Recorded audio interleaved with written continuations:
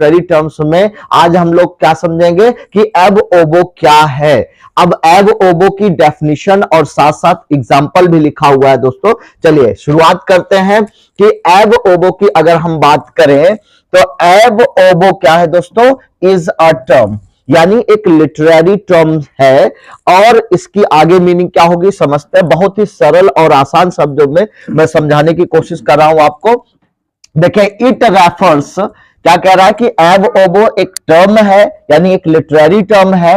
It refers to a story, ये किसको refer करता है, एक स्टोरी को रेफर करता है, अर्थात इसमें एक स्टोरी का वर्णन किया जाता है। दैट स्टार्ट्स, और वो स्टोरी जो स्टार्ट होती है फ्रॉम द बिगिनिंग, और शुरुआत से, किसकी शुरुआत होती है, ऑफ द इवेंट्स, यानी कि घटनाक्रम से, किसी घटनाक्रम से इसकी स्टार्टिंग होती है, शुरुआत होती है।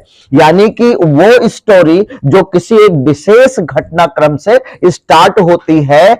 इट्स लैटिन टर्म, एक्चुअल में देखिए दोस्तों ये एक लैटिन टर्म है, यानी कि जो एब ओबो है ये क्या है, एक लैटिन टर्म है। इस पर यह भी क्वेश्चन पूछा जाता है कि एब ओबो की मतलब ये किस लैंग्वेज से लिया गया है, तो ये एक लैटिन टर्म है, यानी लैटिन भाषा का ये शब्द है जिसकी मीनिंग आगे दी गई है। मीन्स इसकी मीनिंग क्या होती है दोस्तों, फ्रॉम द बिगिनिंग, शुरुआत से ही।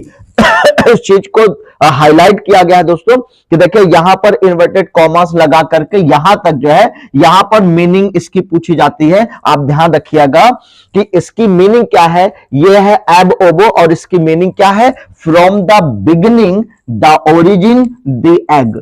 यहां पर फिर से समझेंगे, फ्रॉम द बिगिनिंग, ओरिजिन और द एग, ये इसकी मीनिंग है, किसकी, एब ओबो की। यहां पर स्टार्टिंग, इसकी स्टार्टिंग मीनिंग आपने देखा होगा कि क्या है ये, कि ये स्टार्ट होता है फ्रॉम द बिगिनिंग, यानी किसी घटनाक्रम से, ऑफ द इवेंट्स। और ये किस भाषा से लिया गया है, किस लैंग्वेज का वर्ड है, ये लैटिन लैंग्वेज का ये वर्ड है, जिसका मतलब क्या होता है, from the beginning, the origin, the egg.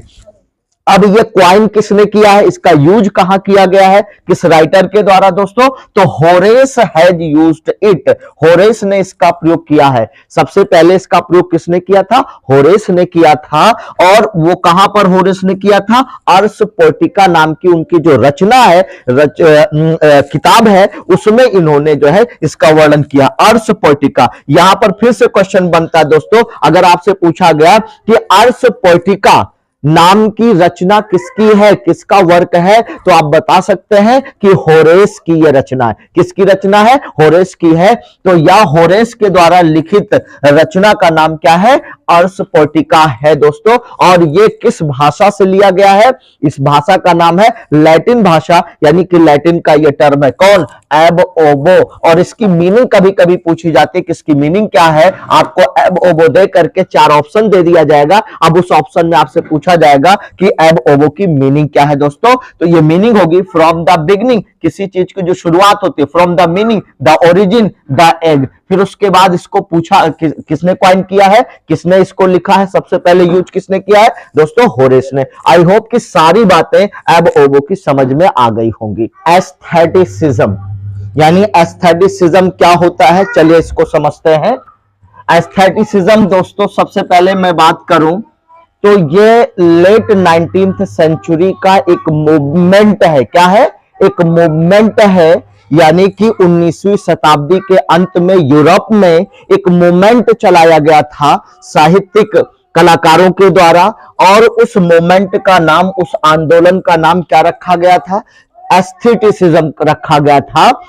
अब ये एस्थेटिसिज्म क्या है दोस्तों, एक मूवमेंट है दैट बिलीव्ड, यानी कि इस मूवमेंट के अंदर इस बात को रखा गया, इस फेबर को रखा गया, इस तथ्य को रखा गया, इसमें बिलीव किया जाता था कि आर्ट इज सेल्फ सफिशिएंट, यानी जो कला है वो अपने आप में पर्याप्त है। And it has no moral aim, और इसका कोई मॉरल एम नहीं होता है आउटसाइड, बाहर। अब ये क्या है कि आउटसाइड इट्स ओन बीइंग। चलिए इसको थोड़ा से आसान भाषा में समझने की कोशिश करते हैं दोस्तों, क्या कहा गया कि जो एस्थेटिसिज्म है ये एक मूवमेंट है, एक आंदोलन है जो 19th सेंचुरी में यूरोप में अंतिम पार्ट में, यानी कि जो 19th सेंचुरी का अंतिम टाइम चल रहा था, तो उस समय जो है एस्थेटिसिज्म मूवमेंट की स्टार्टिंग की गई। और इसका जो मेन पर्पस था, मुख्य उद्देश्य था, वो ये था कि अब तक जो भी साहित्य की रचना की जाती थी उसका मॉरल एम हुआ करता था, अर्थात लोगों को नैतिकता का पाठ पढ़ाना होता था। लेकिन जब इस मूवमेंट का यानी एस्थेटिसिज्म का विकास किया गया तो उसमें यह बताया गया कि इसका जो मेन उद्देश्य है वो मॉरल एम नहीं होगा, यानी कि नैतिकता का पाठ पढ़ाना नहीं होगा, यानी कि कला पर तो जोर दिया गया, लेकिन कला का जो मेन उद्देश्य है, इट फेवर्ड, क्या बताया गया कि I art for I art, I art for I art. इसका क्या मतलब है दोस्तों? देखिए यहां साफ साफ लिखा हुआ आर्ट फॉर आर्ट सेक, क्या लिखा हुआ? आर्ट फॉर आर्ट सेक लिखा हुआ है।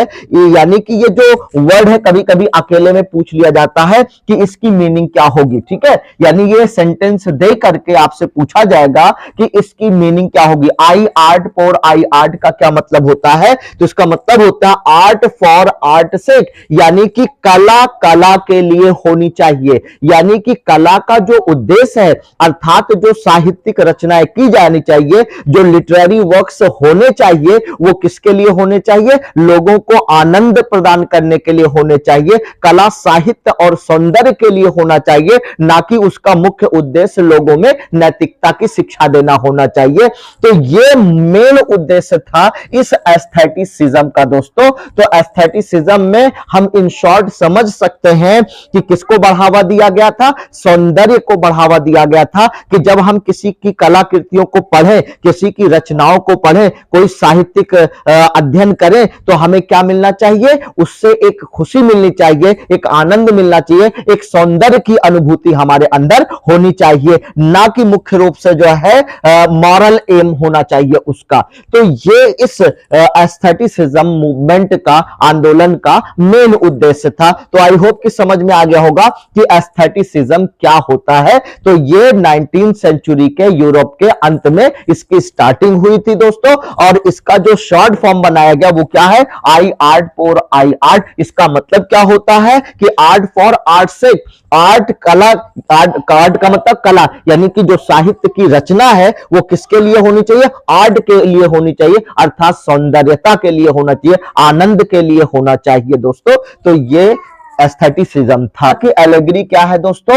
एक एक्सटेंडेड नैरेटिव है, यानी विस्तार पूर्वक लिखी गई कहानी है जो सेकंड मीनिंग देती है। क्या देती है? सेकंड मीनिंग देती है along with its surface story, यानी कि जो सरफेस स्टोरी है, यानी कि लिखा कुछ और जाता है लेकिन एक्चुअल में उसकी मीनिंग कुछ और होती है। सरफेस पर तो आपको कुछ और ही दिखेगा, लेकिन उसकी जो सेकंड मीनिंग होगी, इंटरनल मीनिंग होगी, रियल मीनिंग होगी, वो कुछ और होती है। तो क्या आपने समझा कि एलेगरी क्या है? एक विस्तार पूर्वक लिखी गई कोई कहानी होती है जिसकी सरफेस पर जो मीनिंग दिखती है एक्चुअल में वो मीनिंग ना हो करके बल्कि उसकी कोई दूसरी मीनिंग होती है, उस कहानी का कुछ और ही अर्थ होता है। इसे कहते हैं नोन एज एलेगरी दोस्तों। इसे क्या कहा जाता है? एलेगरी कहा जाता है। एलेगरी है वो सिर्फ एक प्रोज के फॉर्म में नहीं बल्कि पोएम के फॉर्म में भी एलेगरी आपकी स्टोरी हो सकती है और वो एक कविता भी हो सकती है, इन विच, जिसके अंदर जो कैरेक्टर्स होते हैं या उस कहानी की जो सेटिंग होती है या उस कहानी में जो इवेंट्स होते हैं, घटनाएं होती हैं, स्टोरीज होती हैं, स्टैंड फॉर अदर पीपल।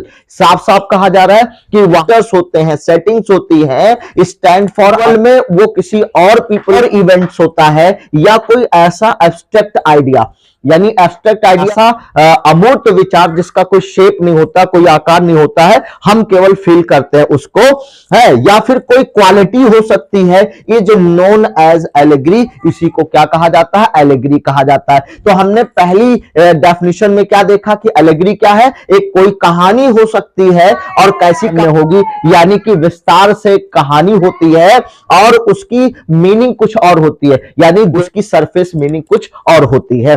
उसी तरह से यहां पर एक्सप्लेन किया गया कि जो हमारी एलेगरी है वो दोस्तों क्या है? वो एक स्टोरी है या फिर वो एक कविता के फॉर्म में हो सकती है। उसका कैरेक्टर, उसकी सेटिंग, उसके इवेंट जो भी होते हैं एक्चुअल में स्टैंड फॉर अदर, यानी लिखने में, लेकिन एक्चुअल में वो आदमी कोई और होगा, उस पर वर्णित की जाती है, उसका कुछ और ही मतलब होता है, या फिर जो एब्स्ट्रैक्ट आइडियाज दिखाया जाता है उसकी कुछ और ही मीनिंग वहां पर होती है। इसी को कहा जाता है एलेगरी। तो इन शॉर्ट हम ये समझ सकते हैं कि एलेगरी का क्या है?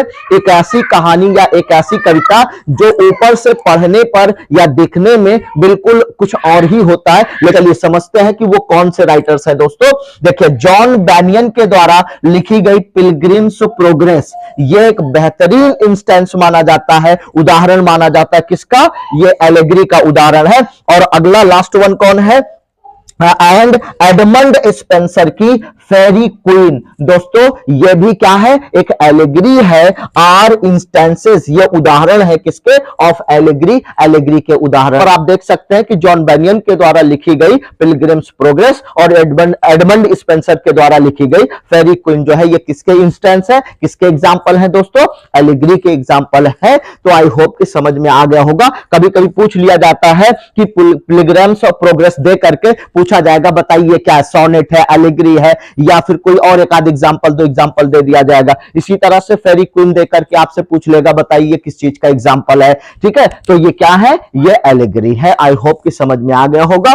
तो चलिए, चूंकि वीडियो लंबा हो जाता है इस वजह से शॉर्ट करके वीडियोस आपको अप्लाई मतलब दिए जा रहे हैं। कमेंट करके जरूर बताइएगा। और जो लोग चैनल पर नए होंगे प्लीज उनसे मेरा हम्बल रिक्वेस्ट है कि वे चैनल को सब्सक्राइब करें, लाइक करें और खूब शेयर करें।